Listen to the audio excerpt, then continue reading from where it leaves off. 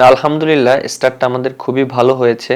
আর যেহেতু আমরা কালকের ম্যাচটা উইন হয়েছি, এটা আমাদের জন্য একটা পজিটিভ সাইড। যেহেতু আমাদের এবছর ওডিআই অনেক বেশি ম্যাচ এবং আমাদের র্যাঙ্কিং এর একটা ব্যাপার আছে। সো যেহেতু স্টার্টটা ভালো হয়েছে, খুবই ভালো লাগছে। হ্যাঁ, অবশ্যই আমি বেশ কয়েকদিন ধরে বোলিং নিয়ে অনেক কাজ করেছি এবং হ্যাঁ, অবশ্যই মাঝখানে একটু বোলিংটা নিয়ে একটু স্ট্রাগল করছিলাম। বাট কোথায় আমার ইমপ্রুভ করতে হবে সেটা আমি খুব ভালো করেই জানি। সেটা নিয়ে আমি কাজ করেছি এবং বিসিএলেও ২টা ম্যাচ খেলেছি, ওখানেও সেটা নিয়ে কাজ করার চেষ্টা করেছি এবং আলহামদুলিল্লাহ কালকে বোলিংটা আমার জন্য অনেক বেশি কন্ট্রোল ছিল এবং বলের লেন্থটা খুব ভালো জায়গায় ছিল এবং উইকেটটা অনেক ভালো উইকেট ছিল। এই উইকেটে যদি লাইন লেন্থ মেনটেন করে না বল করতে পারতাম তাহলে হয়তো রান হয়ে যেত, উইকেটও বের করতে পারতাম না। গরমে আরাম নিয়ে হবে না হাহুতাশ, ঘুরলে পরে ওয়ালটন ফ্যান বাতাস আর বাতাস।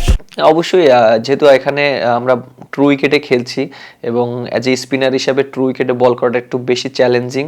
আর আমার কাছে মনে হয় যে আমি যদি অবশ্যই ভালো জায়গায় বল করতে পারি, লেন্থ দুইটাই ট্রাই করতে পারি, আমার কাছে মনে হয় যে সাকসেস হওয়ার চান্সটা বেশি থাকবে।